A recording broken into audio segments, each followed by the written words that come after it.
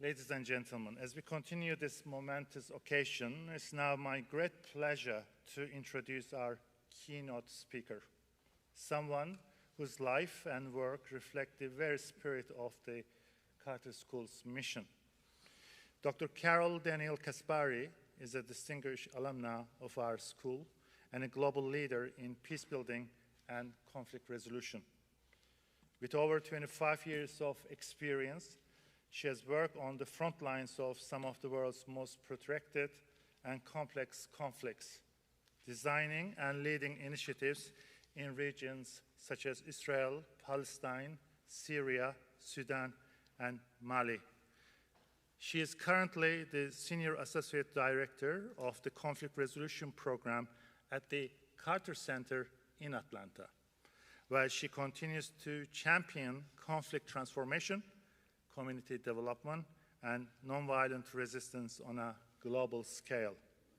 Born and raised in Nazareth and educated at the Hebrew University of Jerusalem and George Mason University, Dr. Kasbari is a published scholar, a TEDx speaker, and a courageous advocate for justice and dialogue.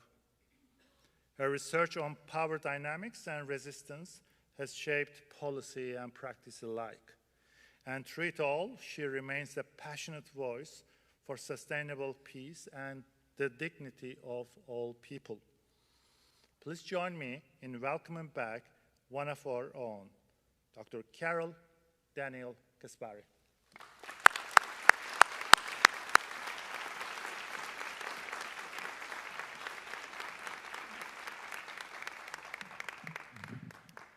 All right, need to lower this a bit. Good morning, everyone. Good morning. Thank you, Dean Ozerim, for this generous introduction and for the honor of standing here today as your Spring 2025 commencement speaker. On behalf of the Carter Center, I extend our heartfelt congratulations for the class of 2025. You've made it. Congratulations.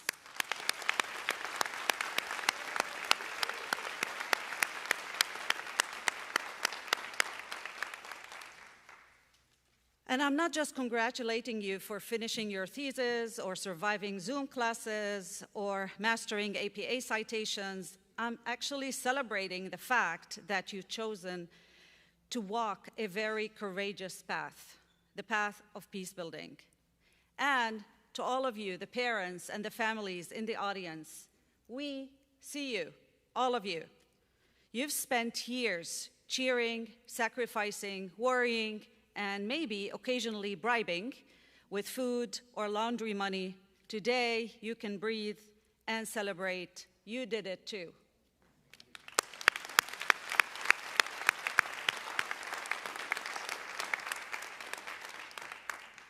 And to this very esteemed faculty and staff, some of you have taught me, others I've had the privilege of working alongside. Thank you.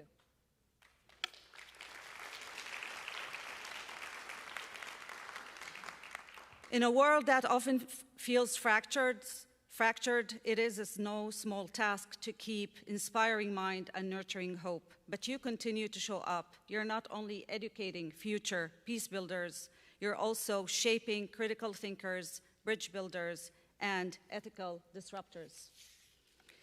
A few months ago, I had the honor of speaking at the memorial here at the Carter School, paying tribute to President Carter's extraordinary legacy.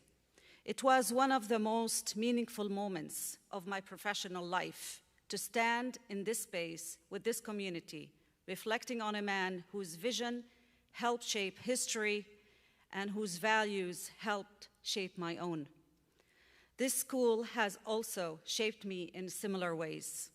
It gave me the tools to engage with some of the most difficult questions about justice and peace. It taught me that peace is not an abstract ideal. It's a daily practice, one that requires the courage to speak up, empathy for those we may disagree with, and the persistence to keep going even when hope feels distant. When I think about the values of this school, I think about President Carter's life. He showed up and showed us that peace requires more than political agreements. It demands moral imagination. Whether brokering the Camp David Accords, advocating for dialogue with Cuba or with China, or defending human rights through inclusive diplomacy. Even when those labeled as enemies, he led with conviction and humility. He understood that real peace must address the root causes of conflict: poverty, exclusion, inequality, and environmental degradation. He believed in listening first, even to those who were pushed to the margins. As you may know, President Carter wrote more than 30 books on democracy, justice, human rights, and faith.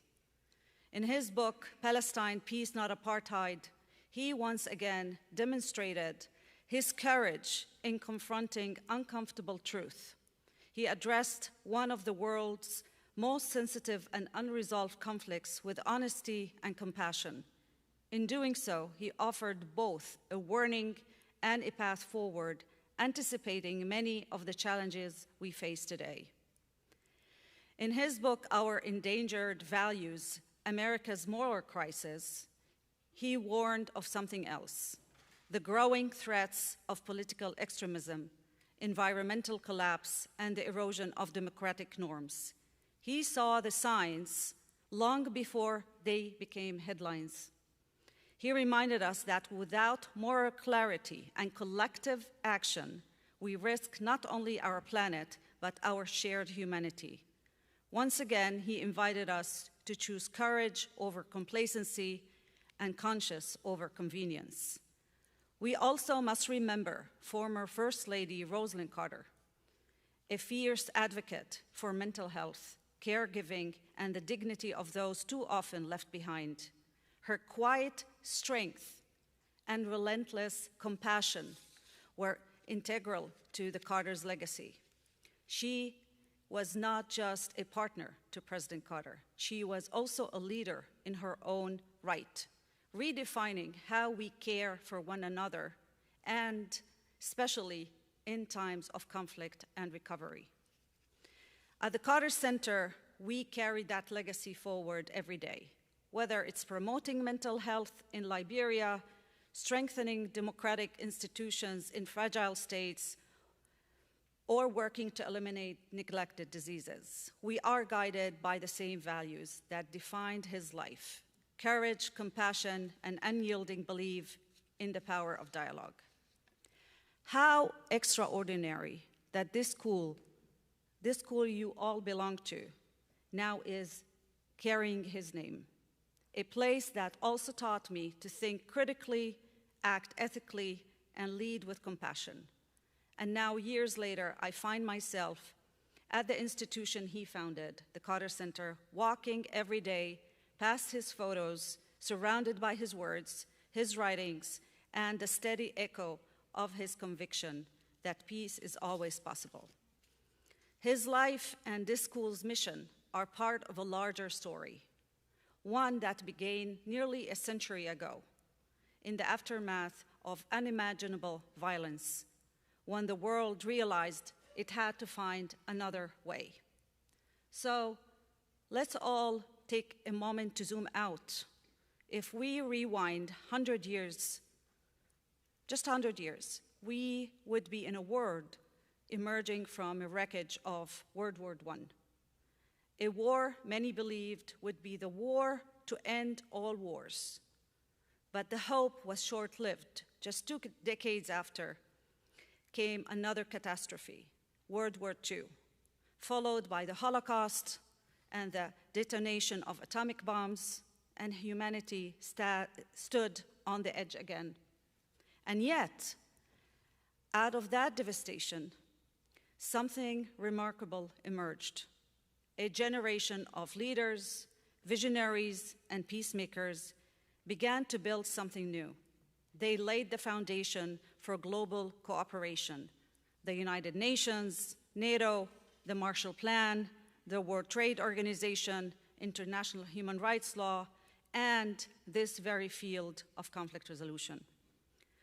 Movements for decolonization gave rise to powerful new voices from the global south, reshaping the global narrative, not because it was easy or popular, but because the alternative was unthinkable.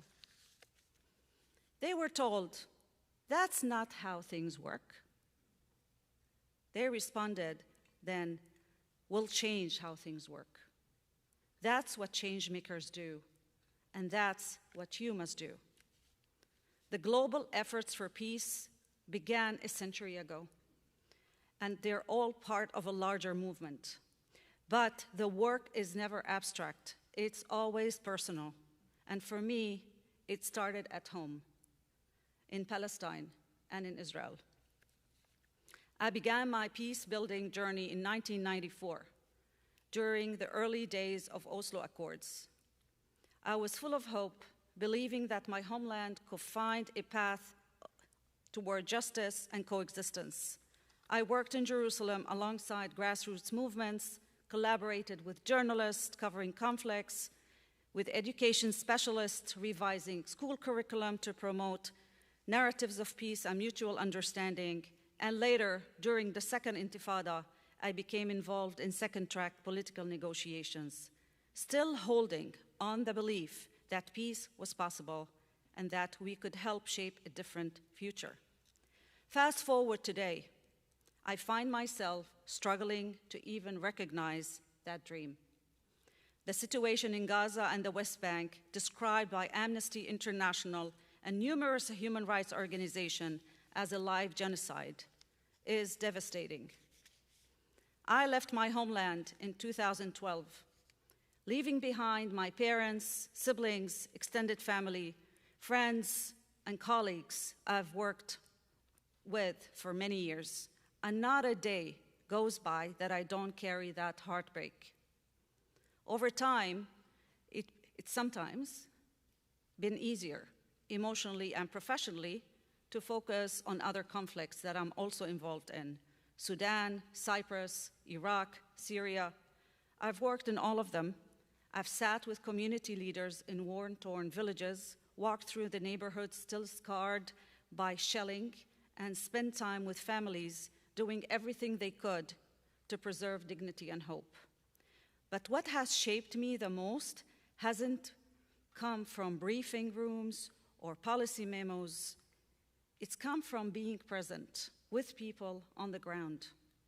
From the taxi driver in Baghdad navigating checkpoints with quiet courage, the grandmother in Jerusalem who remembers her olive trees before the wall, the shopkeeper in northern Nicosia who offers coffee and stories from both sides of a divided city, the displaced family in Darfur who invited me to share a meal under the stars, and the Syrian refugee educators in Jordan who keeps teaching even when classrooms are just tents.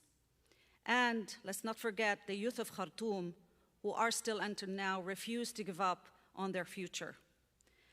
And from children in every one of these places, children who know too far, too much about loss, and yet somehow still find ways to laugh. These are the voices that have taught me the most. We need to listen, not to the experts, but to the people living inside these conflicts, because only when we understand what people are resisting, what they are grieving, what they are hoping for, we can then begin to craft solutions that actually work, solutions that respect their dignity, that gives peace a real chance to grow. Now let me share a little secret with you. And I'm not sure if anyone has shared this yet, but one that I didn't learn in a classroom or find in a textbook or heard in my graduation. I finished my PhD when I was 45, after nearly 2 decades in the field. By then, I've been in war zones, sat at negotiation tables, worked with grassroots movement. You'd think I would have figured it all out. But here is my secret. I didn't, and I still don't. Nobody really knows what they're doing. Seriously, life has no manual. Conflict doesn't come with a pause button or rewind option. And your degree didn't come with a step-by-step guide to ending wars or healing traumas. But that's okay. That's the point. What matters is how you show up in the space of not knowing. The space is very uncomfortable, but it's where growth happens. It's where creativity lives. It's where empathy takes roots. Over my 25 years working in more than 15 conflict zones, I've learned to breathe in the not knowing. Breathe. To test, to listen, to unlearn, and to trust that small steps, small wins can lead to something bigger. And you, the graduates, you have what it takes. Not because you're perfect, but because you care enough to try. You are not entering the world to find answers. You're here to ask better questions. You are not here to fix the world overnight. You're here to change its trajectory. Yes, the challenges we face today may seem unprecedented, but in truth, they are not new. Humanity has been here before, staring into uncertainty, burdened by division and loss, but you have something previous generations only dreamed of. Immense opportunity. You live in an era of rapid technological advancement, of global interconnection, of tools and platforms that can amplify ideas, accelerate solutions, and bring distant communities together in real time. And more importantly, you are not alone. You have the mentors who taught you at this school. Actually, some of the founders of this field still sit in this school. And the communities who believe in you, and a generation of peers ready to rise behind you. There is so much wisdom in collaboration. Remember that. So much strength in collective work. The future will not be shaped by lone heroes, but by those who are willing to build something bigger together.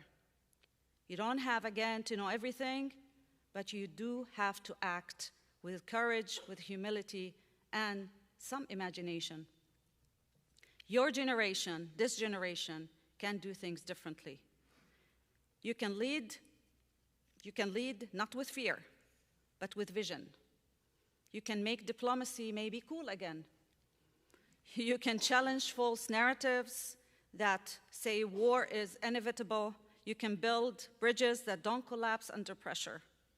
The US, the West, and powerful nation must also evolve beyond military solutions, beyond zero-sum thinking, and they'll only do that if you make them, if you speak up, if you show that there is another way.